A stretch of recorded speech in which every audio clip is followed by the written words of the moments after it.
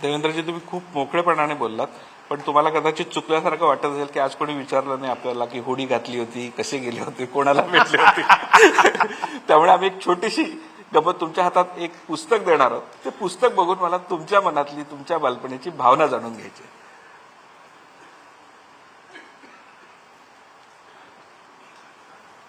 पुस्तक आणाल प्लीज.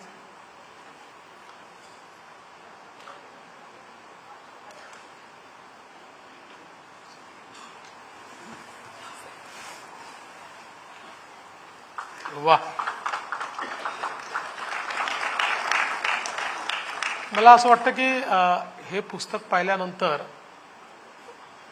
प्रत्येकाला आपलं बालपण देखील आठवतं आणि खरं आपल्याला ज्ञान जे मिळालं ते या बालभारतीमुळेच मिळालेलं आहे.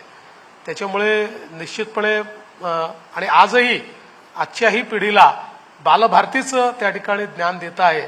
त्यामुळे मला हे पुस्तक हातामध्ये घेऊन खूप चांगलं वाटलं. आणि पहिलीचं पुस्तक आहे त्यामुळे पाहून घेतो काय होतं, पहिलीत शिकलो होतं आपण तेच होतं का, म्हणजे कमळ छगन कमळ बग वगैरे आहे का बघून घेतो.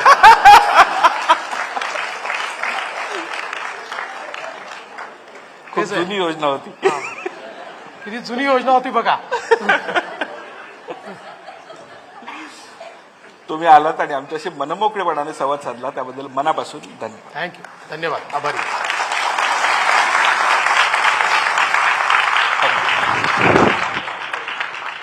महाराष्ट्राचे माननीय मुख्यमंत्री श्री देवेंद्रजी फडणवीस यांच्यासाठी एकदा जोरदार टाळ्या झाल्या पाहिजेत.